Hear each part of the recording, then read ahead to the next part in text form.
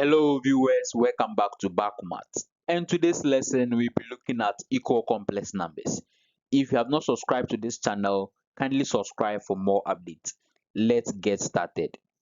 Now, equal complex numbers. Two complex numbers are said to be equal if and only if 1. Their real parts are equal, and 2. Their imaginary parts are equal.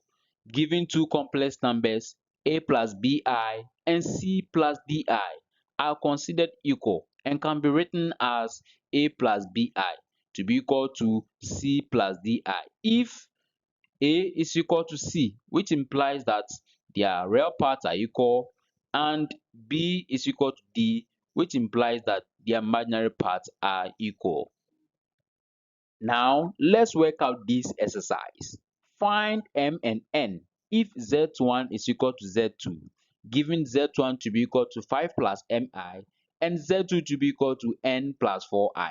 This can be solved by first stating the condition given to us, that is z1 is equal to z2, knowing well that z1 is the same as 5 plus mi and it's equal to z2, that is n plus 4i. By comparing, we can now equate the real part of z1 to z2, and thus we have n is equal to 5, and also equate the imaginary part of z1 to z2, and thus we have m is equal to 4. We continue with our second example, and we have find x and y if z3 is equal to z4, given z3 to be equal to x plus I and z4 to be equal to minus 8 plus yi. This can be solved by first stating the condition given to us, and we have z3 is equal to z4, knowing well that z3 is the same as x plus I, which is equal to z4, that's minus 8 plus yi. By comparing, we can equate the real part of z3 to the real part of z4, and thus we have x is equal to minus 8, and then we can equate the imaginary part of z3 to the imaginary part of z4, and we have y is equal to 1. Given that z5 is equal to z6, find the value of a and b if z5 is equal to minus 1 minus bi and z6 is equal to a minus 4i. This can be solved by first stating the condition given to us, that is z5 is equal to z6, knowing well that z5 is the same as minus 1 minus bi, which is equal to z6, that is a minus 4i.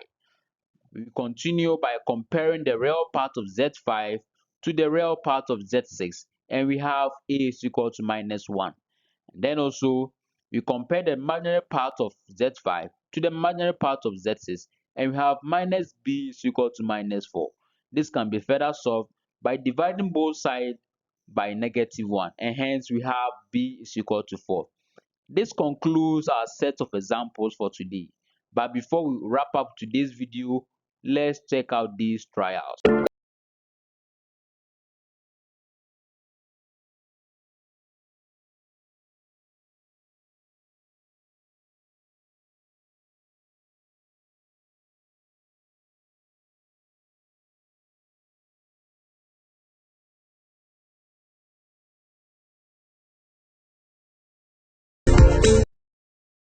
Thanks for watching.